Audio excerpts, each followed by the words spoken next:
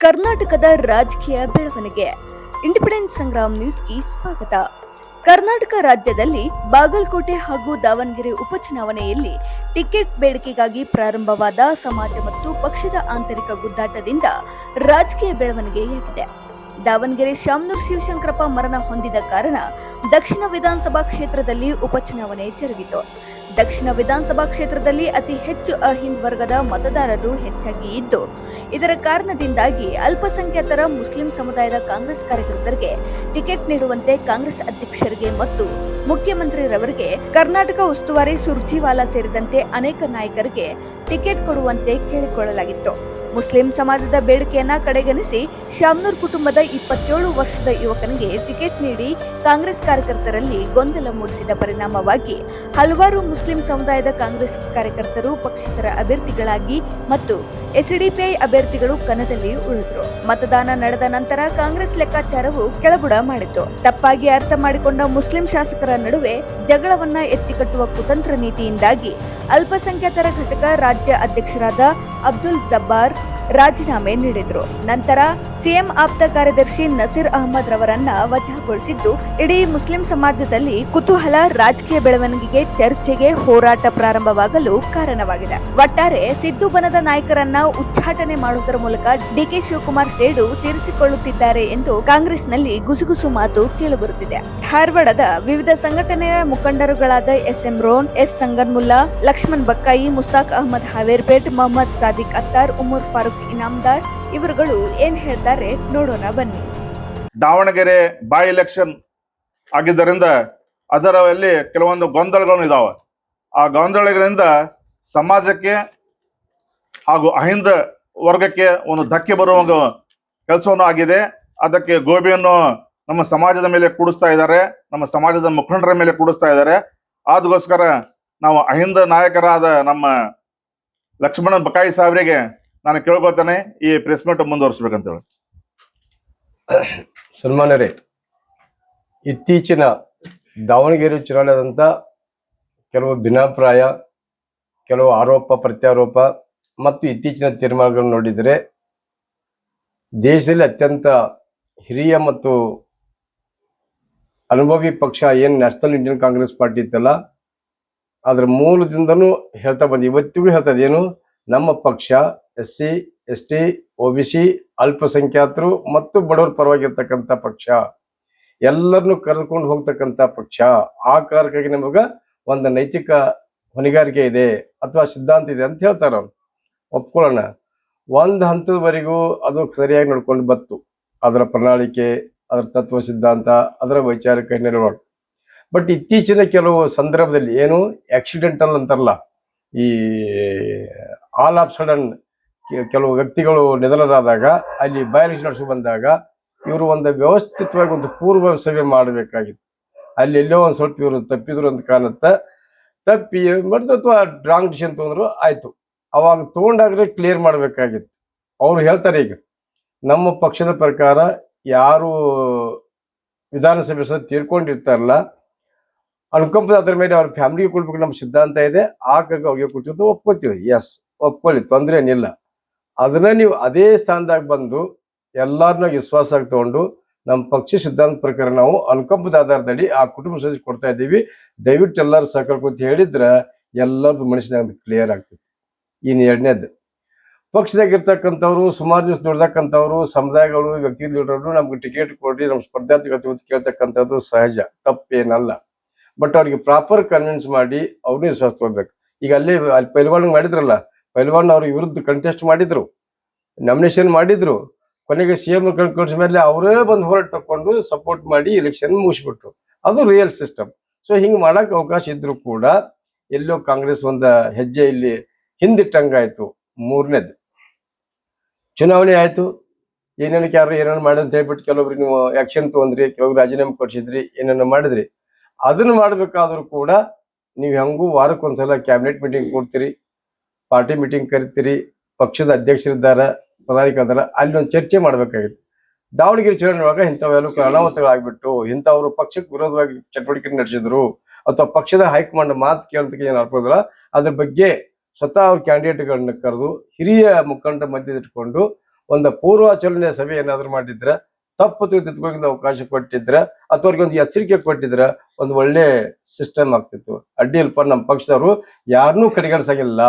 ಏನೇ ತಪ್ಪದು immediately meeting ಕರಿತಾರ, ಸೀನಿಯರ್ಸ್ ಮುಂದೆ ಚರ್ಚೆ ಮಾಡ್ತಾರ, ಸೂಕ್ತ ತೀರ್ಮಾನ ತಿದ್ದುಪಡಿ ಮಾಡ್ಕೊಂಡು ಮುಂದೆ ತೊಗೊಂಡು ಹೋಗ್ತಾ ಇರ್ತಕ್ಕಂಥ ವಿಶ್ವಾಸ ಎಲ್ರಿಗೂ ಬರ್ತದೆ. ಇನ್ನು ಪಕ್ಷ ಅಂದಮೇಲೆ ಅಥವಾ 4 ಜನ ಅಂದಮೇಲೆ ಅಲ್ಲಿ ವ್ಯಕ್ತಿಗತ ಅಭಿಪ್ರಾಯ, ವೈಚಾರಿಕ ಭಿನ್ನತೆ ಏನಾದ್ರು ಬಂದೇ ಇರ್ತಾವ. ವ್ಯಕ್ತಿಗತ ಮತ್ತು ವೈಚಾರಿಕ ಬಂದಾಗ ಯಾವ ಲೆಕ್ಕಕ್ಕೆ ಬರೋದಿಲ್ಲ. ಬಟ್ ಪರಿಗಣಿಸ್ಬೇಕು. ಯಾವ್ದು ವ್ಯಾಲ್ಯೂಬಲ್ ಇದೆಯೋ ಅದನ್ನು ಪರಿಗಣಿಸ್ಬೇಕು, ಯಾವ್ದು ವ್ಯಾಲ್ಯೂಬಲ್ ಇಲ್ಲ ಅದಲ್ಲೇ ನಿರ್ಲಕ್ಷ್ಯ ಮಾಡಬೇಕು. ಇದು ಒಂದು ಪದ್ಧತಿ. ಸೊ ಇಲ್ಲಿ ನೀವು ಸಣ್ಣ ಪುಟ್ಟ ತಪ್ಪುಗಳನ್ನ ಯಾರೋ ಮಾತಾಡ್ರಿ ಅಂತ ಹೇಳಿ ಅವ್ರ ಮೇಲೆ ನೀವು ಸೀರಿಯಸ್ ಆಕ್ಷನ್ ತಗೊಳ್ಳೋದು ಅಥವಾ ರಾಜೀನಾಮೆ ತಗೊಳ್ಳೋದು ಅಥವಾ ಸಾರ್ವಜನಿಕ ಮಧ್ಯೆ ಒಂದು ಏನೋ ಅವಮಾನ ಆಗೋ ರೀತಿಯಲ್ಲಿ ನಡ್ಕೊಂಡ್ರೆ ಖಂಡಿತ ತಪ್ಪಾಗ್ತದೆ. ನಿಮ್ಗೊಂದು ಬೆಸ್ಟ್ ಎಕ್ಸಾಂಪಲ್ ಇದ್ದಾರೆ. ಇತ್ತೀಚೆಗೆ ರಾಜಣ್ಣ ಅಂತಕ್ಕಂಥವ್ರು ತುಮಕೂರದವರು ಒಂದು ಮಾತು ಮಾತಾಡ್ಕ ಅವ್ರು ನೀವು ಕರೆದು ರಾಜೀನಾಮೆ ತಗೊಂಡ್ರಿ. ಮನೆ ಜಬ್ಬಾರ್ ಅವ್ರದ್ದು ಹಂಗ ಮಾಡಿದ್ರಿ. ಮತ್ ನೀವು ಹಿಂಗ ಮಾಡಿದ್ರೆ ನಿಮ್ಮ ಸೈದ್ಧಾಂತಿಕ ತತ್ವಕ್ಕೆ ಚ್ಯುತಿ ಬರ್ತತೆ ಇಲ್ಲೋ? ಇದನ್ನ ವಿಷಯನ ಅಪೋಸಿಟ್ ಪಾರ್ಟಿ ಅವ್ರು ಏನ್ ಮಾಡ್ತಾರೆ, ನಿಮ್ಮ ಕಾಂಗ್ರೆಸ್ ಪಾರ್ಟಿ ಅವ್ರು ಹೇಳೋದೊಂದು ಮಾಡ್ತಾರೆ, ಮಾಡೋದೊಂದು ಮಾಡ್ತಾರೆ. ನೋಡಿ ಮೊನ್ನೆ ಜಬ್ಬಾರ್ಗೆ ಹೆಂಗ್ ಮಾಡಿದ್ರು, ರಜರ್ಗೆ ಹೆಂಗ್ ಮಾಡಿದ್ರು, ನಿಮ್ನ ಅಧಿಕಾರ ಕಸ್ಕೊಂಡು ಮೂಲಿ ಗುಂಪು ಮಾಡಿದ್ರು. ಎಲ್ಲಿದೆ ಪಕ್ಷದ ಸಿದ್ಧಾಂತ? ಅವ್ರು ಭಾಷಣ ಮಾಡ್ತಾರೆ, ಅಹಿಂದ, ಅಲ್ಪಸಂಖ್ಯಾತರು, ಹಿಂದುಳಿದವರು, ದಲಿತರು ಅಂತ ಹೇಳ್ತಾರೆ, ಅವ್ರನ್ನ ಬಲಿ ತಗೊಳ್ತಾರೆ. ಸೊ ಈ ನಿಟ್ಟಿನಲ್ಲಿ ನೀವು ದ್ವಂದ್ವ ನೀತಿ ಮತ್ತು ಭಿನ್ನಾಭಿಪ್ರಾಯ ಮತ್ತು ಪರಸ್ಪರ ವ್ಯಕ್ತಿ ಪ್ರತಿಷ್ಠೆಗೊಂಡು ನೀವು ಏನಾದರೂ ಪಕ್ಷ ನಡೆಲಿಕ್ಕೆ ಹೋದ್ರೆ ಖಂಡಿತ ಬರೋ ದಿನಗಳಲ್ಲಿ ಪಕ್ಷಕ್ಕೆ ತೀವ್ರ ನಷ್ಟ ಉಂಟು ಮಾಡ್ತಕ್ಕಂಥ ಪರಿಸ್ಥಿತಿಯನ್ನ ನೀವೇ ನಿರ್ಮಾಣ ಮಾಡ್ತಾ ಇದ್ರಿ ಅಂತಕ್ಕಂಥದ್ದು ಜನರ ಬೆಲ್ಲಿಗ ಫಸ್ಟ್ ಆಗಿ ಅಭಿಪ್ರಾಯ ಬಂದಿದೆ. ಚರ್ಚೆ ನಡೀತಾ ಇದೆ, ಎಲ್ಲ ಕಡೆಗೆ ಅಲ್ಲೆಲ್ಲಿ ಕೂಡ ಚರ್ಚೆ ಮಾಡ್ಲಿಕ್ಕೆ ಹತ್ತಾರೆ. ಸೊ ಈಗ ನೀವಾಗಲೇ ಈಗ 3 ವರ್ಷ ಕಳೆದ್ರಿ, ಏನು ಪ್ರಗತಿ ಅಂತ ಲಕ್ಷ್ಯ ಕೊಡ್ಲಿಲ್ಲ. ಬರೀ ನಿಮ್ದ ಗದ್ದಲ್ದಾಗನ ಹೋಗ್ಬಿಡ್ತು, ಯಾವುದು ಪಂಚ ಗ್ಯಾರಂಟಿ ದ್ವಂದ್ವಾಗನ ಹೋಗ್ಬಿಡ್ತು. ಇನ್ನು ಉಳಿದಿರೋದು 2 ವರ್ಷ ಆದ್ರೂ ಕನಿಷ್ಠ ನೀವು ನಿಮ್ಮ ಪಕ್ಷದ ಸಿದ್ಧಾಂತ, ಪ್ರಣಾಳಿಕೆ, ತತ್ವಗಳಂತೆ ನೀವು ಏನಾದ್ರು ನಡ್ಕೊಳ್ತಿದ್ರ ಈಗೂ ಏನು ಕಾಲ ಮಿಂಚಿಲ್ಲ. ನಾಳೆ ಅಥವಾ ನಾಡ್ದು ಒಂದು ಮೀಟಿಂಗ್ ಕರೀರಿ, ಯಾರ್ಯಾರು ತಪ್ಪು ಮಾಡಿದ್ರು ಆ ತಪ್ಪುಗಳನ್ನ ಹೆಂಗೆ ನಾವು ಸುಧಾರಿಸ್ಕೋಬೇಕು, ಮುಂದುವರೆದ ದಿನಮಾನದಾಗ ನಾವು ನಮ್ಮ ಹಿಂದೆ ಕಾನ್ಸೆಪ್ಟ್ ಯಾರ್ಯಾರನ್ನ ಹೆಂಗೆ ಬೆಲೆ ಕೊಡಬೇಕು, ಅವ್ರಿಗೆ ಗೌರವಿಸ್ಬೇಕು, ಅವ್ರಿಗೆ ಏನೇನು ಸ್ಥಾನಮಾನ ಕೊಡಬೇಕು. ಅಟ್ಲೀಸ್ಟ್ ಇಲ್ಲಿ ಆಗಿರೋದಲ್ಲ, ಇನ್ನೂ ನಿಗಮ ಮಂಡಳಿ ಸಾಕಷ್ಟು ಇದಾವೆ. ನೀವು ಅಲ್ಲಾದ್ರೂ ಅವ್ರಿಗೆ ಮಂಡಳಿ ಚೇರ್ಮನ್ಗಳನ್ನ ಸದಸ್ಯರನ್ನ ಮಾಡಿ ಒಂದು ಅವ್ರಿಗೆ ನ್ಯಾಯನೂ ಕೊಡಬೇಕು ಮತ್ತು ನಡ್ಕೊಂಡಾಗ ನೀವು ನಡ್ಕೋಬೇಕು. ಆಮೇಲೆ ನೀವು ಪಕ್ಷದ ಬದ್ಧತೆಗೆ ಬದ್ಧರಾಗಿರ್ಬೇಕು. ಅಡ್ಡಿಲ್ಪ ಕಾಂಗ್ರೆಸ್ ಹೇಳಿದ್ರೆ ಅಟ್ಲೀಸ್ಟ್ 60 to 70% ನಡ್ಕೋತಾರೆ. ಆಮೇಲೆ ಯಾವಾಗಲೂ ಅವರು ಸಾಮಾಜಿಕ ಸಾಮರಸ್ಯ, ಜಾತ್ಯತೀತವಾಗಿ, ಧರ್ಮಾತೀತವಾಗಿ, ಭಾಷಾತೀತವಾಗಿ ಎಲ್ಲರೂ ಕೂಡ ಹೋಗ್ತಾರೆ ಅಂತಕ್ಕಂಥ ಒಂದು ಮಾತಿಗೆ ಬೆಲೆ ಬಂದ್ರೆ ಮುಂಬರೋ ಭವಿಷ್ಯದಲ್ಲಿ ನಿಮಗ ಏನಾದ್ರೂ ಹೆಲ್ಪ್ ಆಗ್ಬೋದು. ಅದನ್ನ ಬಿಟ್ಟು ನೀವು ವ್ಯಕ್ತಿಗತ ಪ್ರತಿಷ್ಠೆ, ನಾನೇ ಬುದ್ಧಿವಂತರು, ನಾವ್ ಹೇಳ್ದಂಗ ಆಗ್ಬೇಕು, ಇವ್ರು ತಪ್ಪು ಮಾಡಿದ್ರು, ಅವ್ರು ತಪ್ಪು ಮಾಡಿದ್ರು, ಇವ್ರ ಮೇಲೆ ಆಕ್ಷನ್ ಆಗ್ಬೇಕು, ಅವ್ರನ್ನ ಆಕ್ಷನ್ ಆಗ್ಬೇಕು ಏನಾದ್ರು ಮಾಡಿದ್ರ ಸಣ್ಣ ಪುಟ್ಟ ಸಮುದಾಯಗಳಿಗೆ ನಿಮ್ಮನ್ನ ಫೇಸ್ ಮಾಡ್ತಕ್ಕಂಥ ಶಕ್ತಿ ಇರೋದಿಲ್ಲ. ಅಂತ ಶಕ್ತಿ ಇದ್ದಿದ್ರೆ ಅವ್ರು ನಿಮ್ ಕಡೆಗೆ ಒಲವು ತೋರಿಸ್ತಿದ್ದಿಲ್ಲ.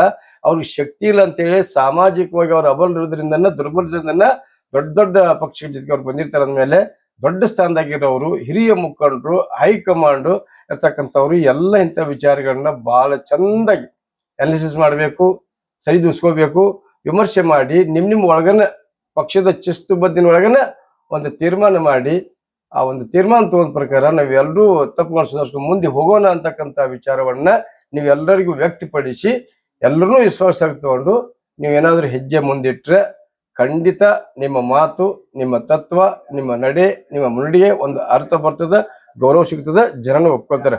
ಅಡ್ಡಿಲ್ಪ ಸಮಾಜ ಅಂದ್ಮೇಲೆ 4 ಜನ ಸಣ್ಣ ಪುಟ್ಟ ತಪ್ಪುಗಳು ಆಗ್ತಾವ. ಬಟ್ ಇಮಿಡಿಯೇಟ್ ಅವ್ರು ತಪ್ಪುಗಳನ್ನ ತಿದ್ದುಕೊಂಡು ಮತ್ತೆ ಸುಧಾರಿಸ್ಕೊಂಡು ಮುಂದೆ ಹೆಜ್ಜೆ ಇರ್ತಾರಲ್ಲ, ಅದು ನಿಜವಾದದ್ದು. ಇಲ್ಲಿ ಮನೋಪಲಿ ಮಾಡೋದಿಲ್ಲ.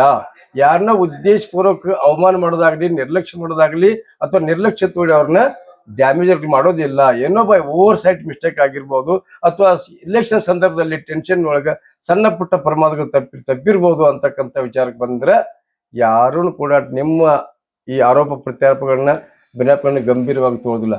ಬಟ್ ನೀವು ಅವ್ನು ತಗೊಂಡು ಮತ್ತೆ ಅದನ್ನೇ ಸಾಸ್ಲಿಕ್ಕೆ ಹೋಗೋದು ನಮ್ದೇ ನಿಜ, ನಾವ್ ಹೇಳ್ದಂಗ ನಡಿಬೇಕು, ಹೈಕಮಾಂಡಂಗ ಹೇಳ್ಕೊಳ್ಬೇಕು ತಂದ್ರೆ ಎಲ್ಲೋ ಒಂದ್ ಕಡೆ ತಪ್ತದ. ಅಫ್ಕೋರ್ಸ್ ನಾವು ನೀವಿದ್ರೆ ಹೈಕಮಾಂಡ್ ಇದ್ರೆ ನಾವು ನೀವು ಹೈಕಮಾಂಡ್ ಒಂದು ಪಕ್ಷ ಮತ್ತು ಪಕ್ಷದ ಶಿಸ್ತು ಬದ್ಧತೆ.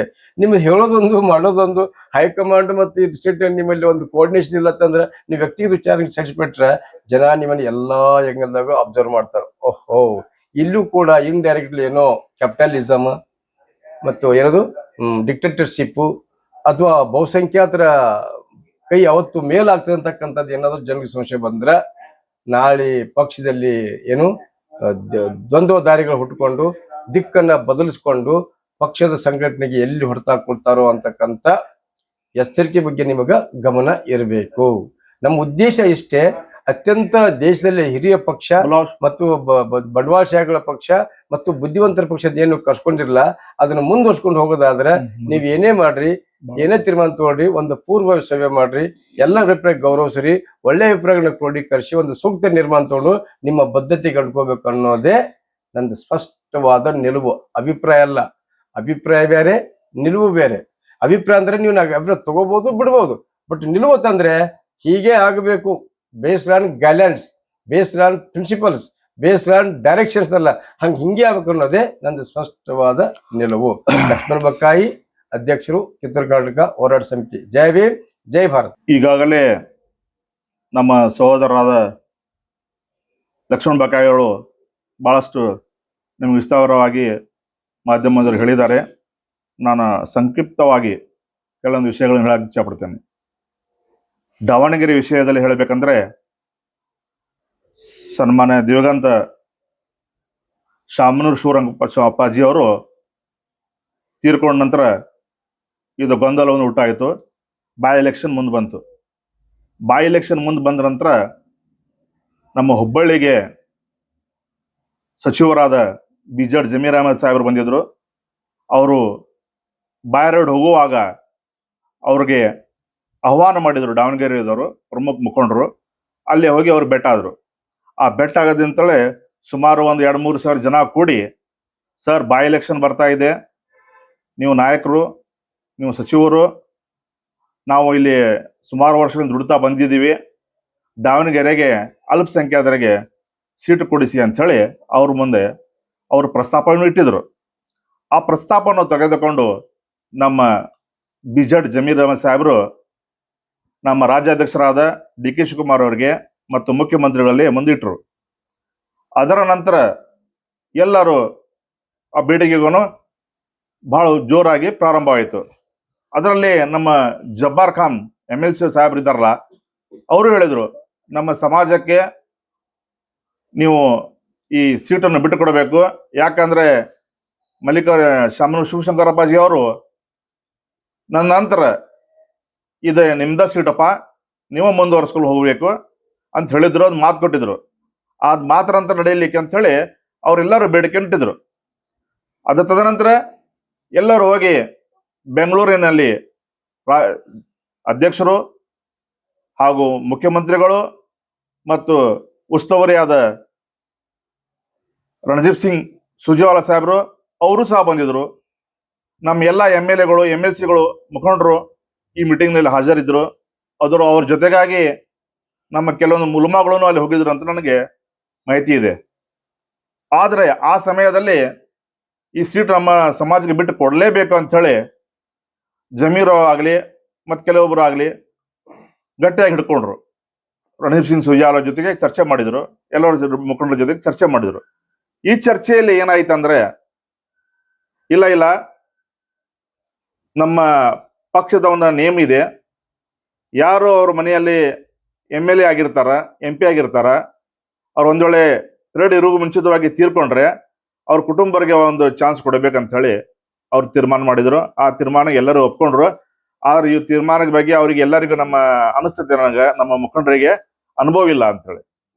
ಯಾಕೆ ಹೇಳ್ತಾ ಇದ್ದೇನೆ ಅಂತ ಹೇಳಿದ್ರೆ, ಬಾಗಲಕೋಟೆಯಲ್ಲಿ ಒಬ್ಬರು ತೀರ್ಕೊಂಡ್ರು, ಅವ್ರಿಗೆ ಸಿಂಪತಿ ಮೇಲೆ ಅವ್ರ ಮಗಕ್ಕೆ ಕೊಟ್ರು. ಮತ್ತೆ ಇದಕ್ಕಿಂತ ಮುಂಚೆ ಒಂದು 2-3 MLAಗಳ ಬೈ ಎಲೆಕ್ಷನ್ ಅದು ಅಲ್ಲಿಯೂ ಹಾಗೆ ಆಯ್ತು, ಅದನ್ನು ಒಪ್ಕೊಂಡ್ವಿ. ಆಯ್ತು. ಇಲ್ಲಿ ದಾವಣಗೆರೆಯಲ್ಲಿ ಅವ್ರ ತಂದೆಯವರು MLA, ಅವ್ರ ಮಗ MLA SS ಮಲ್ಲಿಕಾರ್ಜುನ್ ಸಾಹೇಬ್ರು, ಅವರು ಪ್ರಭಾ ಮಲ್ಲಿಕಾರ್ಜುನ್ ಅವರು MP, ಇವೆಲ್ಲ ಇರುವುದರಿಂದ ಈ ಸಿಂಪತಿ ಇವರಿಗೆ ಬರ್ತಿದ್ದಿಲ್ಲ, ಬರ್ಲಿಕ್ಕೆ ಅವಕಾಶನೂ ಇರಲಿಲ್ಲ. ಯಾಕಂದ್ರೆ ಇಲ್ಲಿ ಸುಮಾರು 40 ವರ್ಷದಿಂದ ಅಲ್ಪಸಂಖ್ಯಾತರು, ಅಹಿಂದದವರು SS ಮಲ್ಲಿಕಾರ್ಜುನ್ ಸಾಹೇಬ್ರಿಗೆ, ಶಿವಶಂಕರ್ ಅವರಿಗೆ ಆರಿಸ್ತಾ ಇದ್ದಾರೆ. 94ರಿಂದ ಇವತ್ತಿನ ಮಟ್ಟನು ಎಲ್ಲ ತ್ಯಾಗ ಇದೆ.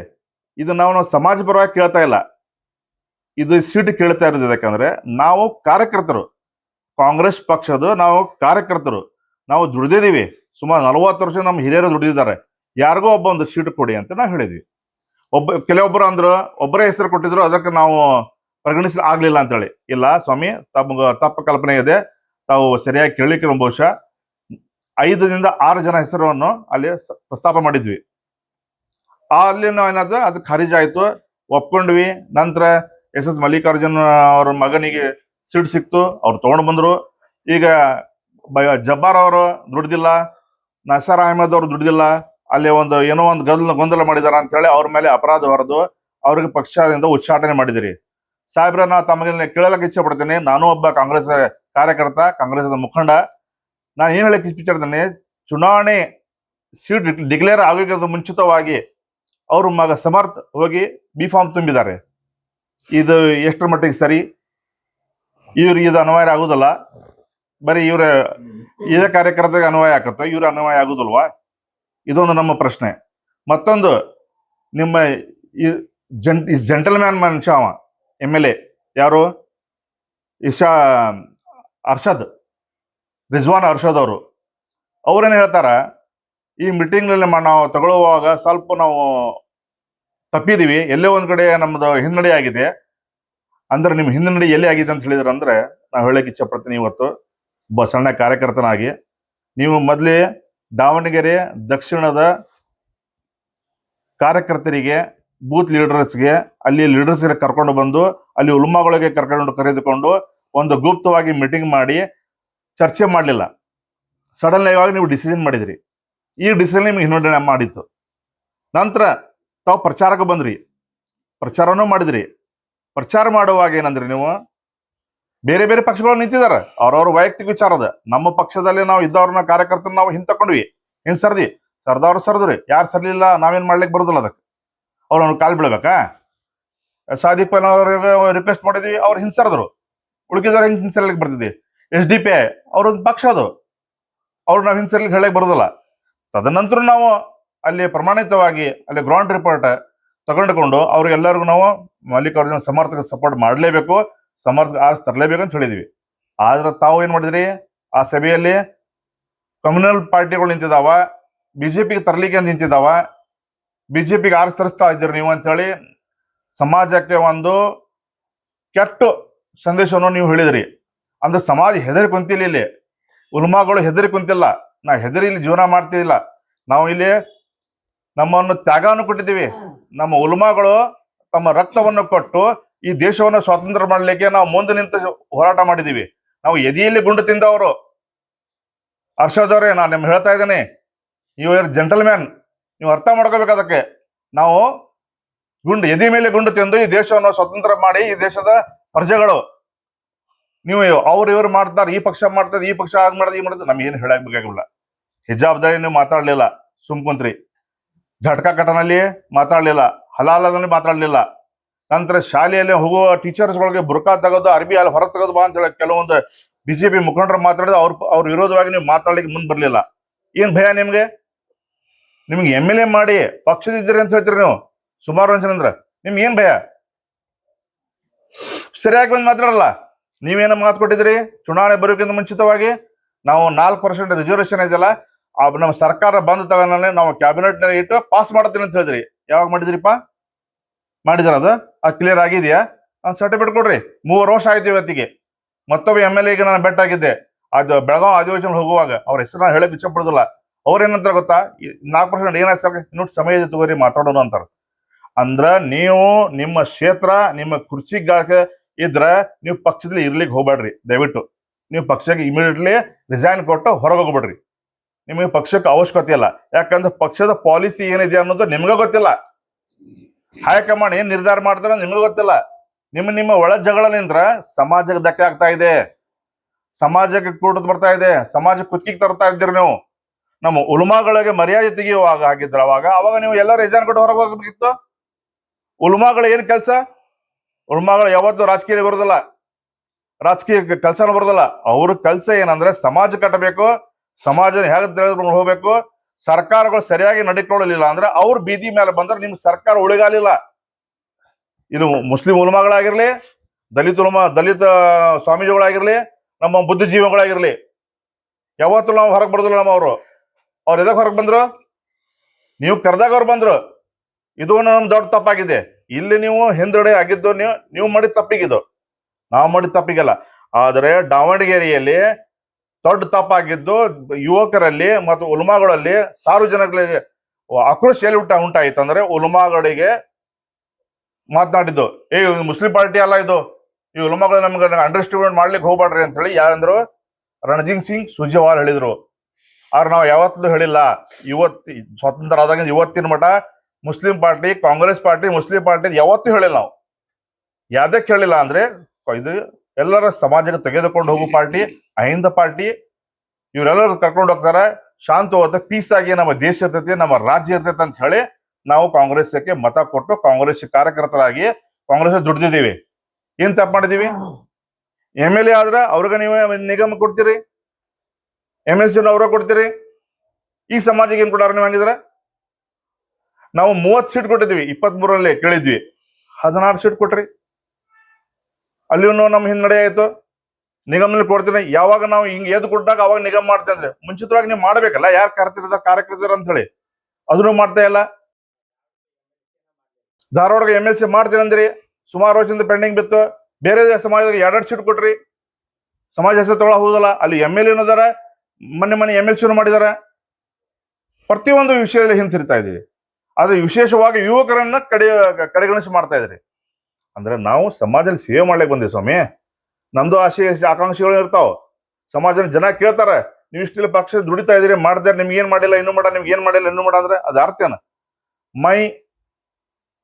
मेरे केंद्र के पक्ष के अध्यक्ष जी से मैं गुजारिश करना चाहता हूं, सम्मान्य मल्लिकार्जुन खड़गे साहब से और हमारे पक्ष के जो लीडर हैं राहुल गांधी जी से और प्रियंका गांधी जी से, हमारे उस्तुवारी वेणुगोपाल जी से और रणजीत सिंह सुरजेवाला जी से, आप इस मामले में बहुत गहराई तक जाना पड़ेगा। क्यों बोल रहा हूं कि बोले तो लास्ट टाइम गुजरात के अंदर जब हमारे पार्टी के माजी अध्यक्ष राहुल जी ने बोले थे पूरे लोगों के सामने बैठकर कि मैं पार्टी के अंदर ऐसे ऐसे लोगों को निकाल कर बाहर रखना चाहता हूं जो पार्टी के अंदर रहने के बावजूद भी पार्टी के खिलाफ काम करते हैं, उनको पहला मैं पूरी तरह से पाक करना चाहता हूं, वो खुद छोड़ के जाए या तो हम निकालेंगे करके। इस पॉलिसी को यहाँ पे कर्नाटक में भी लाना जरूरी है। कर्नाटक में होता क्या है बोले तो काम करता कोई अलग है, कोई छेले को ले जाकर पोजीशन में दिया जाता है। इस तरह के नहीं होना है। तो इसके अंदर बहुत दुख से और बहुत सीरियसली हम बोलना चाहते हैं, इसमें राहुल जी, प्रियंका जी और हमारे मल्लिकार्जुन खड़गे साहब इसमें डीप जाए और डीप जाकर इसमें फैसला करे। और कांग्रेस में जिन लोगों को निकाला गया है, नसीर अहमद भाई को, जब्बार भाई को नसीर अहमद भाई को बाहर निकालने का मतलब क्या है? इसमें कुछ किए नहीं, कुछ करे नहीं, उनको बाहर निकाल रहे आप। इसी तरह चलते गया तो आने वाले चुनाव में ये बहुत भारी जाएगा आपको। और इसी तरह आप हमारे उलमाओं को भी गिरा के देखेंगे। अगर हमारे उलमाओं के साथ सही पेश नहीं आएंगे तो पार्टी के जो कार्यकर्ताओं को इस विश्वास पर नहीं लेंगे तो आने वाले दिनों में 28 के अंदर हम हमारी दूसरी पार्टी के लिए रास्ता देखना पड़ेगा। इसलिए मैं आपसे गुजारिश करता हूं कि जल्द से जल्द उनका जो ये किया है, उच्चाटन किए हैं, वो वापस ले। ಕರ್ನಾಟಕದಲ್ಲಿ ರಾಜಕೀಯವಾಗಿ ಕೆಲವೊಂದಿಷ್ಟು ಬೆಳವಣಿಗೆಗಳು ಆಗಿದ್ದಾವೆ. ವಿಶೇಷವಾಗಿ ಒಂದು ರಾಷ್ಟ್ರೀಯ ಪಕ್ಷ ಕಾಂಗ್ರೆಸ್ ಪಕ್ಷ ಇದು ನಮ್ಮ ಭಾರತಕ್ಕೆ ಸ್ವಾತಂತ್ರ್ಯವನ್ನು ಕೊಡಿಸುವ ಸಂದರ್ಭದಲ್ಲಿ ಹೋರಾಟ ಮಾಡುತ್ತಾ ಒಂದು ರಚನೆಯಾದ ಪಕ್ಷವಾಗಿದೆ. ವಿಶೇಷವಾಗಿ ಅಲ್ಪಸಂಖ್ಯಾತರು, ದಲಿತರು ಮತ್ತು ಹಿಂದುಳಿದ ವರ್ಗದವರು ಸಂವಿಧಾನವನ್ನು ಗೌರವಿಸುವ ಈ ಪಕ್ಷ ಆಗಿದೆ ಅಂತ ಹೇಳಿ ಇವರಿಗೆ ನಾವು ಸಪೋರ್ಟ್ ಮಾಡ್ತಾ ಬಂದಿದ್ದೀವಿ. ಯಾಕಂದ್ರೆ ನಾವು ಸಂವಿಧಾನಬದ್ಧವಾಗಿ ಈ ದೇಶದಲ್ಲಿ ನಡೀತಾ ಬಂದಿದ್ದೀವಿ. ಸಂವಿಧಾನವನ್ನು ಗೌರವಿಸುವ ಪಕ್ಷಗಳಿಗೆ ಮಾತ್ರ ಈ ಅಹಿಂದ ವರ್ಗದ ಒಂದು ಸಪೋರ್ಟ್ ಇದೆ. ಆದ್ರೆ ಇತ್ತೀಚಿನ ಬೆಳವಣಿಗೆ ನಾವು ನೋಡ್ತಾ ಇದ್ವಿ, ಕಾಂಗ್ರೆಸ್ ಪಕ್ಷ ಸಂವಿಧಾನವನ್ನು ಬದಿಗಿಟ್ಟು ಈ ಅಹಿಂದ ವರ್ಗಗಳನ್ನು ಕಡೆಗಣಿಸಿ ತಮ್ಮ ಒಂದು ಡಿಕ್ಟೇಟರ್ಶಿಪ್ ಅನ್ನು ತೋರಿಸ್ತಾ ಇದ್ದೆ.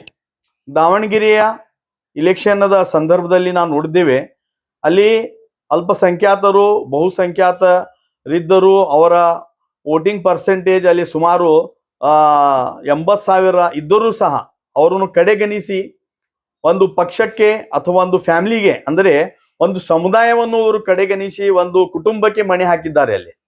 ಅಂದರೆ ಒಂದು ರಾಜಕೀಯವಾಗಿ ನಾವು ಮುನ್ನೆಲೆಗೆ ಬರಬೇಕಂದ್ರೆ 40-50 ವರ್ಷ ಕಾಯ್ಬೇಕಾ ಅಹಿಂದ ವರ್ಗದವರು ಅಥವಾ ಅಲ್ಪಸಂಖ್ಯಾತರು?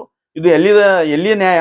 ಆಮೇಲೆ ಒಂದು ಪಕ್ಷಕ್ಕೆ ಯಾವ ರೀತಿ ನಮ್ಮ ದೇಶಕ್ಕೆ ಒಂದು ಸಂವಿಧಾನವಿದೆಯೋ ಅದೇ ರೀತಿ ಒಂದು ಪಕ್ಷಕ್ಕೆ ಸಹ ಸಂವಿಧಾನವಿರ್ತದೆ.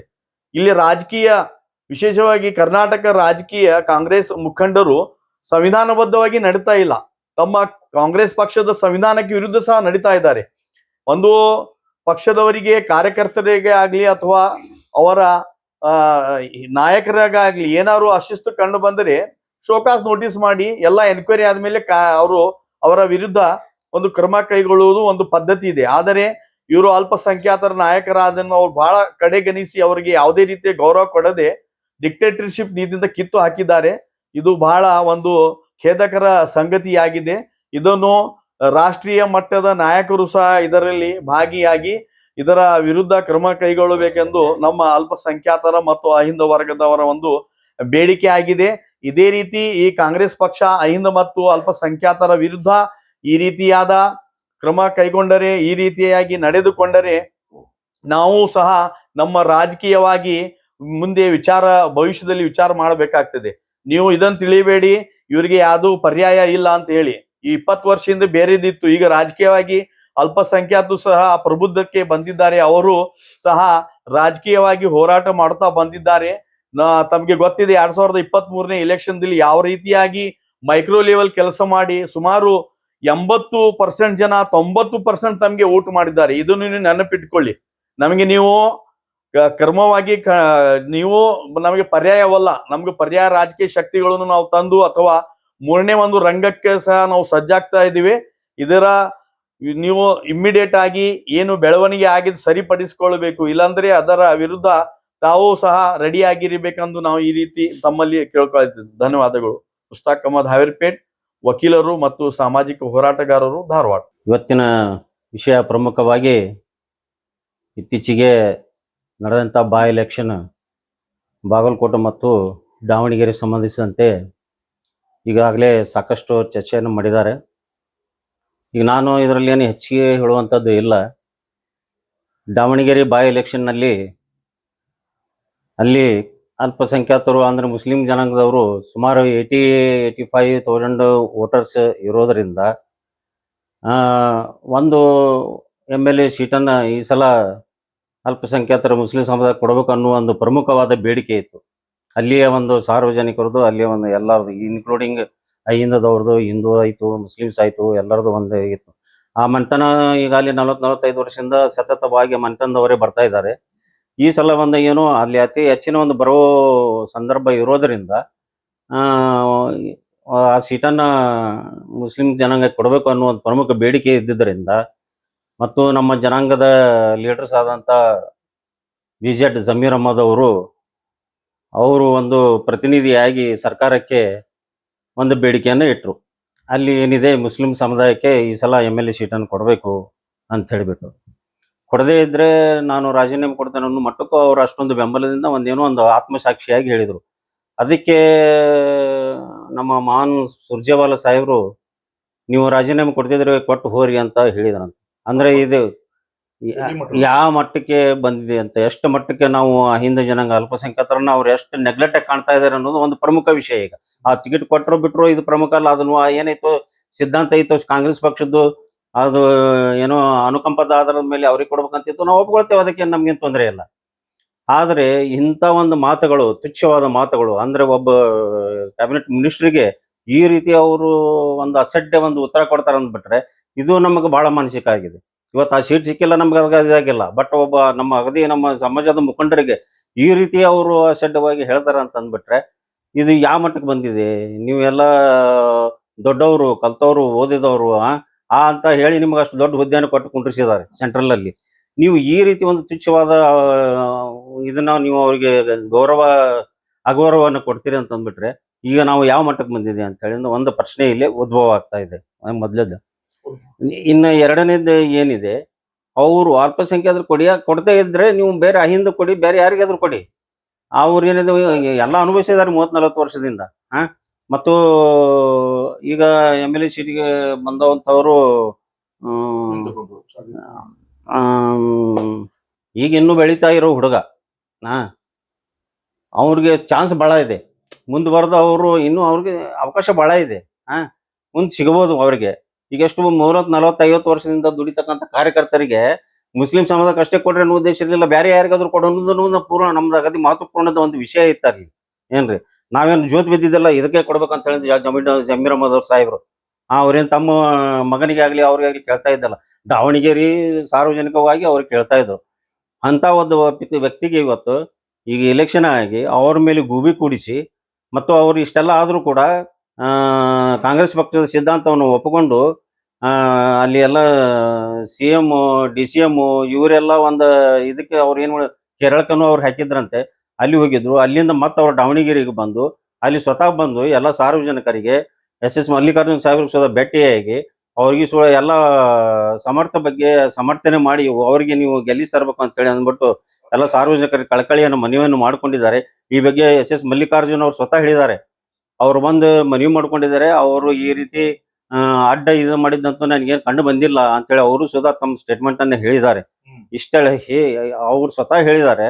ಇಷ್ಟೆಲ್ಲ ಹೇಳಿದ್ದಾಗಿನು ಮತ್ತೆ ಅವ್ರು ಮುಗಿಸ್ಕೊಂಡು ಮುಂದೆ ಬಾಗಲಕೋಟೆಗೆ ಹೋದ್ರು. ಅವ್ರು ಬಾಗಲಕೋಟೆಗೆ ಹೋಗ್ಬಿಟ್ಟು ಅಷ್ಟರಲ್ಲಿ ಇಲೆಕ್ಷನ್ ಬಂತು, ಎಲ್ಲ ಇದಾಯಿತು, ಮುಗಿದೋಯ್ತು. ಮತ್ತೆ ಈಗ ಅವ್ರ ಮೇಲೆ ಗೂಬೆ ಕೂಡಿಸಿ ಪ್ರಮುಖವಾಗಿ ಅವ್ರಿಗೆ ನೀವು ಏನು ಇವತ್ತು ಒಂದು ಅಡ್ಡ ಇದು ಮಾಡಿದಾರ ಅಂತ ಹೇಳಿದ್ರೆ ಅವ್ರ ಮೇಲೆ ಒಂದು ನೀವು ಪ್ರಚೋದನಾತ್ಮಕವಾಗಿ ಇದು ಮಾಡ್ತಾ ಇದ್ದೀರಿ. ಇದು ಸರಿಯಲ್ಲ. ಯಾಕಂದ್ರೆ ಒಂದೊಂದು ಸಂದರ್ಭದಲ್ಲಿ ಏನೇನೋ ಆಗ್ತಿರ್ತಾವೆ, ಹೋಗ್ತಿರ್ತಾವೆ. ಈಗ ಈಗ ಈಗ ಇನ್ನೊಂದು ಎಕ್ಸಾಂಪಲ್ ಹೇಳ್ಬೇಕಂತ ಅಂದ್ಬಿಟ್ರೆ, ಈಗ ಸಮರ್ಥ ಅವರು SS ಮಲ್ಲಿಕಾರ್ಜುನ್ ಸಾಹೇಬ್ರು B ಫಾರ್ಮ್ ಕೊಡೋ ಪೂರ್ವದಲ್ಲಿನೇ ಹೋಗಿ ಅಲ್ಲಿ ನಾಮಪತ್ರನ ಸಲ್ಲಿಸಿದ್ರು ಅಂತೇಳಿ ನಮ್ಗೆ ಸುದ್ದಿ ಗೊತ್ತಾಗಿದೆ. ಮತ್ತೆ ಇದು ಏನ ಅಂತ ಸಾರ್ವಜನಿಕರು ವಿಚಾರ ಮಾಡ್ಬೇಕು. ಮತ್ತು ಇದೆಲ್ಲ ಮಾಡದವ್ರಿಗೆ ಮತ್ತೆ ಈ ರೀತಿ ಅಡ್ಡ ಇದು ಮಾಡೋದವ್ರು ಬಹಳ ಇದ್ದಾರೆ, ಬೇರೆ ಸಮಾಜದವರು ಇದ್ದಾರೆ. ಅವ್ರ ಬಗ್ಗೆ ಏನಿಲ್ಲ, ಓನ್ಲಿ ಅಲ್ಪಸಂಖ್ಯಾತರು ಅಹಿಂದ್ರ ಬಗ್ಗೆ ನೀವು ಗುಗುಳಿ ಕೂರಿಸಕ್ಕಂತ ಕೆಲಸ ಏನ್ ಮಾಡ್ತಾ ಇದ್ದಾರೆ, ಇದು ಒಳ್ಳೇದಲ್ಲ. ಎಲೆಕ್ಷನ್ ಬಂದಾಗ ಏನೋ ಒಂದು ಹೆಚ್ಚು ಕಡಿಮೆ ಆಗ್ತಿರ್ತವೆ, ಅದಾಗಿರ್ಬೋದು ಬಿಟ್ಟಿರ್ಬೋದು, ಅದು ಅಲ್ಲಿಯೋ ಪಕ್ಷಕ್ಕೆ ಗೊತ್ತು, ಸೆಂಟ್ರಲ್ ಅವ್ರಿಗೆ ಗೊತ್ತು, ಇದು ಗೊತ್ತು. ಈಗ ನಮ್ದು ಪ್ರಮುಖವಾದ ಬೇಡಿಕೆ ಅಂತ ಅಂದ್ಬಿಟ್ರೆ, ನೀವೇನು ಈಗ ಕೆಲವೊಬ್ಬರಿಗೆ ಜಬ್ಬಾರ್ ಖಾನ್ ಸಾಹೇಬರಿಗೆ, ಅವರು ನಾಸಿರ್ ಅಹಮದ್ ಸಾಹೇಬರಿಗೆ ಏನು ನೀವು ಪಕ್ಷದಿಂದ ತೆಗೆದಿದ್ದೀರಿ, ಅವ್ರನ್ನ ನೀವೇನೈತಲ್ಲ ಪುನಃ ಅವ್ರಿಗೆ ತಗೊಂಡು ಅವ್ರನ್ನ ಆ ಹುದ್ದೆಯಲ್ಲಿ ಮತ್ತೆ ಮುಂದುವರಿಸಬೇಕು. ಈ ರೀತಿ ನೀವು ಅಸಡ್ಡೆತನ ಮಾಡಿ ಅಲ್ಪಸಂಖ್ಯಾತರಿಗೆ, ಹಿಂದೂ ಸಮಾಜದವರಿಗೆ ನೀವು ಈ ರೀತಿ ಒಂದು ಅಗದಿ ನೆಗ್ಲೆಕ್ಟೆಡ್ ತರ ನೀವು ಮಾಡ್ತಾ ಇದ್ರೆ ಈಗೆಲ್ಲ ಸಮಾಜದವರು ಎಲ್ಲರಿಗೂ ಗೊತ್ತಾಗ ಜಾಗೃತರಾಗಿದ್ದಾರೆ. ನನ್ನೊಂದು ಕಳಕಳಿಯ ರಿಕ್ವೆಸ್ಟ್, ನಾನು ದೊಡ್ಡವನಲ್ಲ, ದೊಡ್ಡ ಮನುಷ್ಯ, ನಾನೊಬ್ಬ ಹುರು ಮಾನವ. ನನಗೆ ತಿಳಿದಂಥದ್ದು, ನಾನು ಪಕ್ಷಕ್ಕಾಗಿ ಕಾಂಗ್ರೆಸ್ ಪಕ್ಷ ಏನಿದೆ ನಾವು ತಲಾಂತರದಿಂದ ಬಂದಿದ್ದು, ಸ್ವಾತಂತ್ರ್ಯ ಪೂರ್ವವಾಗಿಂದನೂ ಬಂದಿದ್ದು. ಈಗ ನಮ್ಮ ಅಡ್ವೊಕೇಟ್ ಸಾಹೇಬ್ರು ಹೇಳಿದ್ರು, ಅಲ್ಲಿಂದನೂ ಈ ಸಿದ್ಧಾಂತಗಳನ್ನು ಒಪ್ಪಿ ಸಾಕಷ್ಟು ಜನ ನಿಮ್ಮ ಕಾಂಗ್ರೆಸ್ ಪಕ್ಷಕ್ಕೆ ಇವತ್ತು ಓಟ್ ಹಾಕಿ ಅದನ್ನ ಬೆಳೆಸ್ಕೊತ ಬರ್ತಾ ಇದ್ದಾರೆ. ಈಗಾಗಲೇ 23ರಲ್ಲಿ ತೋರಿಸಿ ಇವತ್ತು ಏನಂತ ಅಂದ್ಬಿಟ್ಟು ನೀವು ಎಷ್ಟು ಬಹುಮತದಿಂದ ಆರಿಸಿ ಬಂದಿದ್ದೀರಿ, ಹೌದಾ? ಆಮೇಲೆ ಮೂರೇವರು ಈ ಸಲ ಒಂದು ನೀವು ಈ ಸಮಾಜಕ್ಕೆ ದಾವಣಗೆರೆಯಲ್ಲಿ ಕೊಟ್ಟಿದ್ರೆ ಅದು ಸೋತಿದ್ರು ಏನು ಫರಕ್ ಬೀಳ್ತಿರ್ಲಿಲ್ಲ, ಸರ್ಕಾರಕ್ಕೆ ಏನು ಫರಕ್ ಬೀಳ್ತಿರ್ಲಿಲ್ಲ. ಆಯ್ತು, ನೀವು ಸಿದ್ಧಾಂತ ಪ್ರಕಾರ ಕೊಟ್ಟಿದ್ರೆ ನಮಗೆ ಒಳ್ಳೇದು, ನಾವು ಒಪ್ಕೋತೀವಿ. ಅದಕ್ಕೆ ನಮ್ದು ಪ್ರಮುಖ ಬೇಡಿಕೆ ಏನಿದೆಯಲ್ಲ, ಜಮೀರ್ ಅಹಮದ್ ಅವ್ರಿಗೆ ಏನಾದ್ರು ಈಗ ಮುಂದುವರೆದು ಅವರಿಗೆ ಪಕ್ಷದಿಂದ ಉಚ್ಚಾಟನೆ ಮಾಡೋದಾಗ್ಲಿ ಆಗಿದ್ದೇ ಆದಲ್ಲಿ ಇದರ ಒಂದು ಘನಘೋರ ಇದು ನೀವು ಮುಂದೆ ಪಕ್ಷದವ್ರು ಎದುರಿಸ್ಬೇಕಾಗ್ತದೆ. ಅದಕ್ಕೆ ಅಂತ ಒಂದು ಅವಕಾಶವನ್ನು ಕೊಡಬಾರ್ದು. ಈಗ ಉಲ್ಮಾ ಗಿಲ್ಮಾ ಅವ್ರು ಎಲ್ಲರೂ ಏನು ನಾವು ಎಲ್ಲರೂ ಒಂದಾಗಿದ್ದಾರೆ. ಇವಾಗ ಅಹಿಂದದವರು ಒಂದಾಗಿದ್ದಾರೆ, ಅಲ್ಪಸಂಖ್ಯಾತರು ಒಂದಾಗಿದ್ದಾರೆ ಏನ್ರಿ.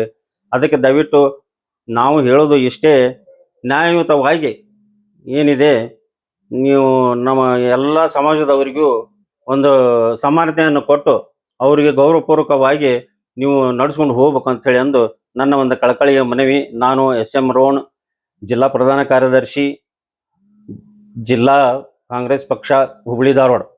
मोहतरम मेरे हिंदुस्तान के साथियों और खुसूसन कर्नाटक के तमाम शहरियों, मैं आपसे मुखातिब हूँ Umar Farooq Inamdar, state president Indian National Muslim League. अभी जो इंटरव्यू चल रहा है, जो भी डिस्कशन हो रहा है, बाकी सब जो जमात के लोग हैं वो कांग्रेस से किसी न किसी तरह जुड़े हुए हैं। मैं कांग्रेस या किसी और दूसरे जमात से नहीं, मुस्लिम लीग से जुड़ा हूँ। जिस तरह कांग्रेस एक 1895 से एक हिंदुस्तान के लिए एक बहुत बड़ी सियासी जमात है, उसी तरह मेरी जमात 1906 से एक ऐसी जमात है जिसने इस मुल्क को आज़ाद कराने में अपना खून पसीना और बहुत कुछ लगाया है। मैं उस जमात से हूँ जिसका इस शहर धारवाड़ में जो अभी ये प्रोग्राम चल रहा है, उस शहर में मेरे 3 जो सिपाही हैं, उन्होंने जखनीबाई सर्कल में अपने जानें दी थी।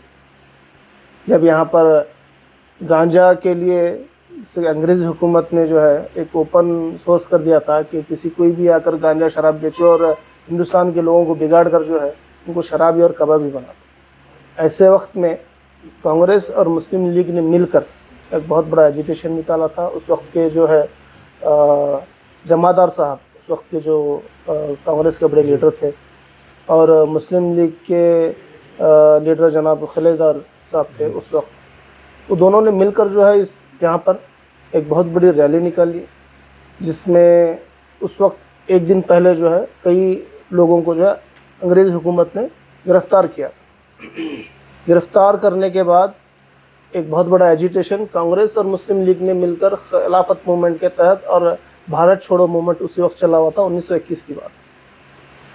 ये बैकग्राउंड मैं आपको इसलिए बता रहा हूँ क्योंकि आपको बात समझने में आगे चलकर आसानी है। हम भले ही कांग्रेस में हो, मुस्लिम लीग में हो, या किसी भी जमात में हो, किसी भी सियासी जमात में हो, ये मुल्क जमहूरी मुल्क है। डेमोक्रेसी और सेक्युलरिज्म हमारे मुल्क का सबसे बुनियादी उसूल है। इसको छोड़कर कोई भी सियासी जमात, वो कोई भी हो, वो कितनी बड़ी ही क्यों ना हो, अगर इस उसूल को छोड़ देती है तो फिर उसका बच पाना, ज़िंदा रह पाना मुश्किल है, आसान नहीं है। और वो ज़माना अब लग गया जब लोग ज़्यादा पढ़े लिखे नहीं होते थे, किसी के पीछे भी झंडा लेकर निकल जाते थे।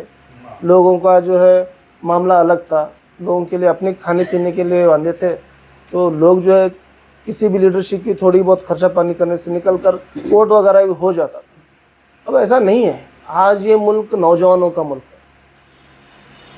नौजवान, ऐसे नौजवान जो दुनिया के बड़े बड़े MNCs कंपनी को चला रहे हैं। भारत के कई नौजवान जो हैं गूगल, याहू और बड़ी बड़ी जो कंपनियां हैं, बहुत बड़ी इंटरनेशनल कंपनियां, अमेरिका की बड़ी बड़ी कंपनियां के CEOs हैं।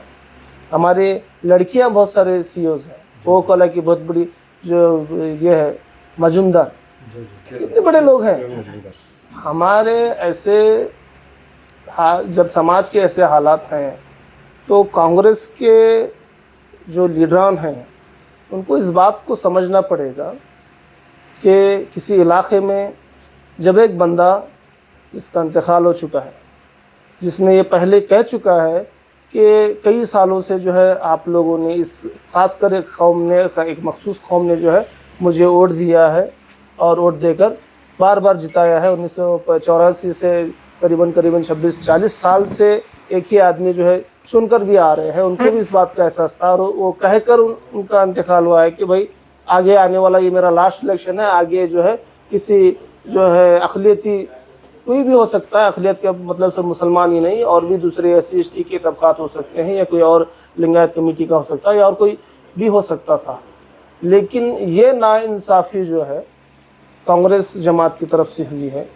मुझे कांग्रेस पर तनकीद करना कोई बात अच्छी नहीं लग रही है, क्योंकि हम भी इंडिया अलायंस में मुस्लिम लीग कांग्रेस के साथ है। केरला में हम हुकूमत बनाते हैं, हम UDF के तहत आज। लेकिन एक मैसेज में तमाम भारत के और कर्नाटक के ख़ासकर मुसलमानों को और दलित भाइयों को देना चाहूँगा कि देखिए, अब आंखें बंद कर कर किसी के पीछे चलना ये सरासर गलत है। देखिए, अंबेडकर साहब ने कांग्रेस से जाके अपना इलेक्शन नहीं लड़ा था, ये दलितों के लिए एकदम क्लियर मैसेज है। और कांग्रेस ने जो है अंबेडकर साहब को इलेक्शन जीतने भी नहीं दिया था, ये भी क्लियर बात है। अंबेडकर साहब, बाबा साहब अंबेडकर को कांग्रेस ने जब हराया तो उनको, मुंबई से वो हारे थे, तो उनको बंगाल ले जाकर मंडल साहब ने और मुस्लिम लीग के कायद मिल्लत ने, इस्माइल साहब ने और जिन्ना साहब ने बंगाल से इलेक्शन लड़वाकर वहाँ से कानून साज जो है उस वक्त के राज्यसभा जो एमपी हुआ करते थे, उनको वहाँ के मुस्लिम लीग के लीड, एक जो ऑलरेडी एमपी थे, उनको रिजाइन दिलवाकर बाबा साहब को जो है पार्लियामेंट में भेजा। जोगींद्रनाथ मंडल साहब ने ये काम किया, मुस्लिम लीग ने ये सपोर्ट किया। ये बात समझने की है।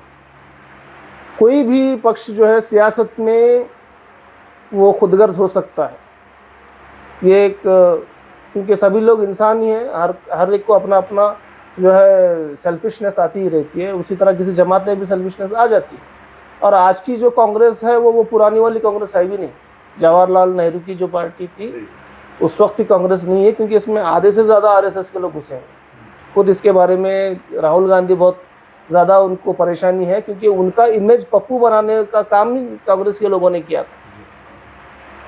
ये खुली हुई बात है, मैं कोई नई ऐसी चीज़ नहीं बता रहा हूँ, कोई नया मैं कोई लॉजिक लाकर नहीं बता रहा हूँ। देखिए, उनका इमेज भी ख़राब किया गया है, उनको पप्पू बताया गया, उनके अल्फाज को, हालांकि जितने भी दावे राहुल गांधी ने किए हैं सब के सब जो है आज लोग आंखें नज़र से देख रहे हैं कि सब के सब जो है साबित हुए। क्या क्या उन्होंने बात कही थी, उन्होंने कहा कि मोदी जो है ये मुल्क को बेच देंगे, BSNL, इंडियन ऑयल कॉरपोरेशन, हवाई अड्डे, पानी के जहाज़ के अड्डे, बंदरगाहें, सब किसके हाथ में है? सब अदानी के पास हैं, अंबानी के पास हैं। ये आप ज़रा जहन खोलकर समझिए कि हमारे मुल्क को सेकुलरिज्म ही बचा सकता है, डेमोक्रेसी ही बचा सकती है। और उसको बचाने के लिए हम तमाम लोगों को बहुत ही स्ट्रेटेजिकली, बहुत ही सोच समझकर अपने फैसले सियासी जमातों को क्लियरली बताना पड़ेगा, ये करो।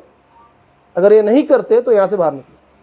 तो चाहे फिर मेरी जमात की ही क्यों ना हो, मैं मुस्लिम लीग की बात कर रहा हूँ, और वो चाहे कोई कांग्रेस, बीजेपी या कोई भी हो, अगर वो सियासत के इस उसूल पर काम नहीं करते कि डेमोक्रेसी और सेकुलरिज्म के उनके ऊपर कोई उनका अगर उनका बस नहीं चल रहा है, तो फिर उनकी ज़रूरत ही हमें क्या है? शिव शंकरप्पा दावनगिरी में चुनकर आए, 40 साल से चुन के आए। क्या वो एक अकेले हैं अपनी फैमिली से? भाई 4-4 लोग हैं उनके घर से, पूरा घर का घर सियासत में घुसाए हुए कांग्रेस के इसमें से। तो क्या एक के उठाकर किसी मुसलमान को या किसी भी दूसरे से बंदे को जो है दे दिया जाता तो क्या चला जाता कांग्रेस का? एक कितना ही गलत मैसेज जा रहा है। चलिए, बीजेपी तो कांग्रेस को कहती है कि वो मुसलमानों की है, वो नहीं है। कम से कम आपके मुंह से कभी निकला कि हम हर जाति के लिए हैं, आज हम मुसलमानों के लिए भी उठकर खड़े हैं? क्या ये आपने काम किया? ये आपकी एक जिम्मेदारी का एहसास था। और मैं कांग्रेस के उन तमाम मुस्लिम लीडरान से भी कहना चाहूँगा कि भाई साहब, आप कब तक जो है आंखें बंद करके और जो है जुबानों को जो है गूंगा रखकर आप लोग इनके पीछे झुकते फिरेंगे? आपकी अपनी कोई खुददारी है या नहीं है? मैं अभी रोशन बेग साहब इससे पहले हुआ करते थे, उनको तो ख़त्म ही कर दिया गया। कौन नाम पूछता है आज उनका? कितने बड़े लीडर थे, कितना बड़ा वर्चस्व। मैं खुद उनसे कई बार मुलाकात कर चुका हूँ। उनका दबदबा हमने देखा है बेंगलुरु सिटी में, शिवाजी नगर में। उसके अलावा भी कई बड़े मुस्लिम लीडर थे। खमर साहब जो हमारे मुस्लिम लीग से ही लड़ा करते थे, वो भी बाद में कांग्रेस के साथ ज्वाइन कर, उन्होंने भी आगे अलायंस की वजह से कांग्रेस से उनको जो है लड़ाया गया था। कई ज़माने तक उन्होंने जो है उनका एक दबदबा होता था, उनकी बात की वैल्यू रखी जाती थी। और उलमा को आप क्या कहते हैं? मियां अरशद साहब, आपकी औकात नहीं है इतनी कि किसी आलिम के ऊपर उंगली उठा सके।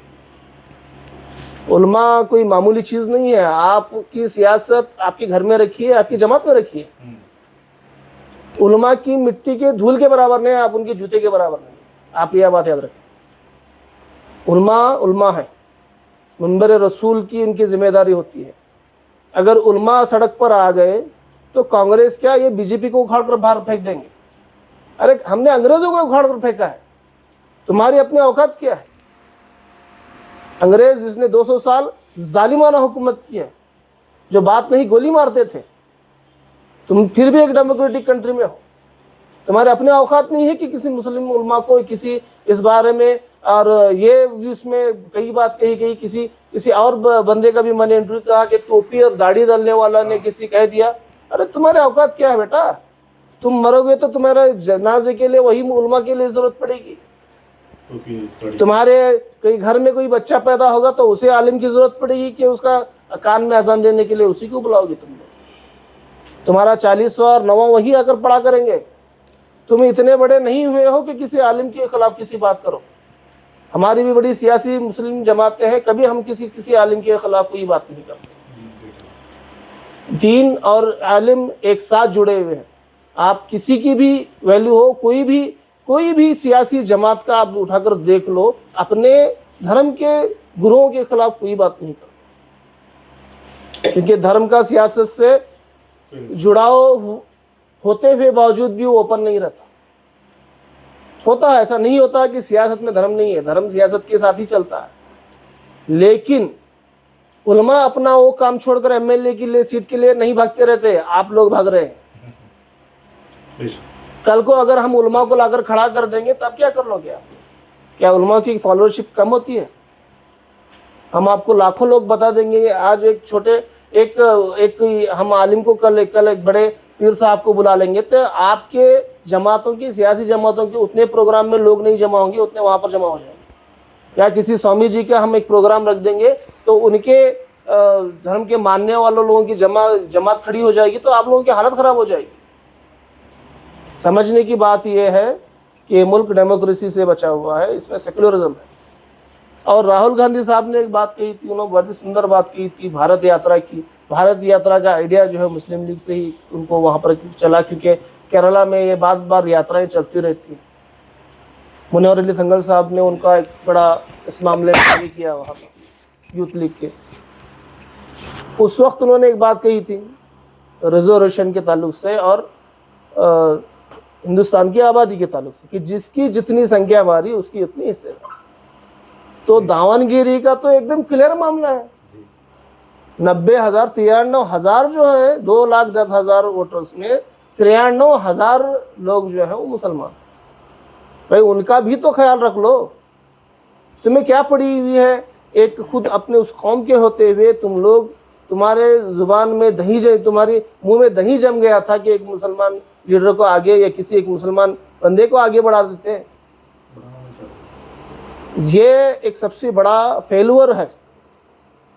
हम हिंद के लोग हों या हम दलित लोग हों या मुसलमान हों, कोई भी हो, हमें अब ये सोचना पड़ेगा कि आने वाले इलेक्शंस में जहाँ पर अभी हाल ही में सेंसस हुआ, उससे पहले एक सेंसस हुआ था जिसका कोई डेटा बाहर नहीं निकाला गया था, लेकिन बाद में मजबूरी से बाहर निकाला गया। प्रजावाणी की कॉपी आज भी मेरे पास है, जिसमें बताया गया कि सबसे बड़ी आबादी जो है वो कर्नाटका में वो दलितों की है, 1,04,00,000। उसके बाद जो सेकंड नंबर पर आती है 90 से करीबन 98 लाख के करीब मुसलमानों की आबादी दिखाई गई। उसके बाद आते हैं लिंगायत, वीरशैव लिंगायत और पंचमसाली के दो चीज़ अलग अलग उसमें बताई गई है।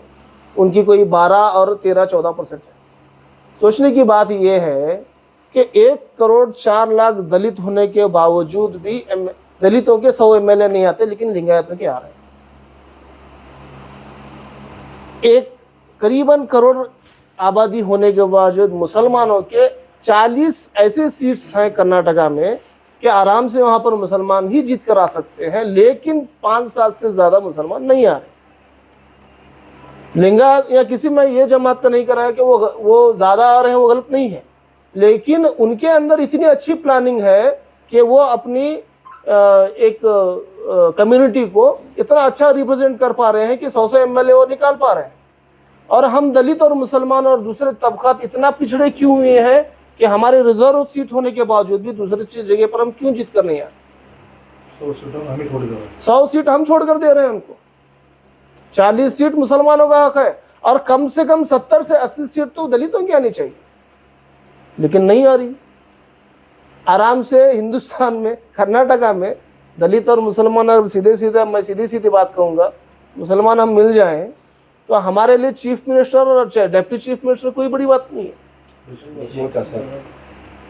मैं किसी सियासी जमात के लिए यहाँ पर नहीं आया हूँ, मैं एक डेमोक्रेटिक जवाब देने और ये बताने के लिए हमारी संख्या इतनी है, हमें मालूम है। अब हम कोई अंधे बहरे नहीं हैं और ना ही अगर मैं अगर इस बात को छोड़ दूं तो दूसरा इसको पकड़ कर निकलने वाला है। मैं अपनी सियासी जमात की सोच को ऐसे अपने ही हिसाब से छोड़कर निकला हूं तो दूसरे बच्चे जो खामोश बैठेंगे। पढ़े लिखे बच्चे हैं, आज अच्छी खासी आबादी जो है हमारे कर्नाटक की एजुकेशन में, हायर एजुकेशन में, डिग्री होल्डर्स में सबसे हाईएस्ट हमारी नंबर्स है। क्या वो खामोश बैठेंगे? कितने दिन तक खामोश बैठेंगे वो लोग? ये हमें आपको भी सोचना पड़ेगा और हमको भी सोचना, हम भी जो अपने आप को सियासी लीडरान कह रहे हैं उनको समझना पड़ेगा कि लोगों के अंदर आप क्या मैसेज दे रहे हैं। और इतने बात कहते हुए मैं अपनी बात को मुकम्मल करना चाहूँगा क्योंकि वक्त बहुत कम नज़र आ रहा है।